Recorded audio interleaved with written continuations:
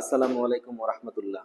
প্রিয় HSC batch 2026, আগামীকালকে থেকে শুরু হতে যাচ্ছে তোমাদের জীবনের খুব গুরুত্বপূর্ণ একটি পরীক্ষা, এইচএসসি 2026।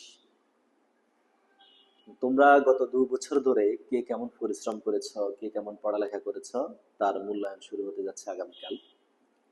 আমি আশা করি তোমরা যথেষ্ট প্রস্তুতি নিয়েছ, যথেষ্ট পড়ালেখা করেছ এবং কষ্ট করেছ। এবং যারা কষ্ট করে, যারা পরিশ্রম করে, আল্লাহ তাআলা তাদের বিনিময় প্রদান করেন। তোমাদের ভালো কিছুর আশা করছি। তোমাদের জন্য শুভকামনা থাকলো, দোয়া থাকলো। কোনো ধরনের কোনো চিন্তার কোনো কারণ নেই।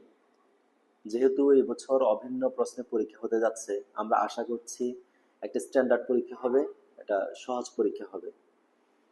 একেবারে শেষ সময় যেহেতু এখন চলছে, এই সময়ে নতুন করে কোনো প্রেশার নেওয়ার কোনো প্রয়োজন নেই। আগে যেগুলো পড়েছো এগুলো শুধু একটু দেখে নাও। আর প্রথম পরীক্ষাটি হয়ে গেলে ইনশাল্লাহ তোমাদের আর দেখবে যে আর কোনো ভয় নেই, আল্লাহ ভরসা। এখন যেটা করবা হচ্ছে, তোমাদের গুরুত্বপূর্ণ যে কাগজপত্র যেগুলো আছে সেগুলো অবশ্যই একটা প্লাস্টিকের ব্যাগে, স্বচ্ছ ব্যাগে, ক্রিস্টাল ব্যাগে একটু গুছিয়ে রাখো, যেহেতু বর্ষাকাল, যাতে সকালবেলা যাতে এটা খুঁজে পেতে না হয়। আজকে একটু তাড়াতাড়ি ঘুমাই যাবা এবং কালকে ইনশাল্লাহ খুব তাড়াতাড়ি ঘুম থেকে উঠে যাবা। আর যথেষ্ট সময় নিয়ে তুমি পরীক্ষার হলে যাবা।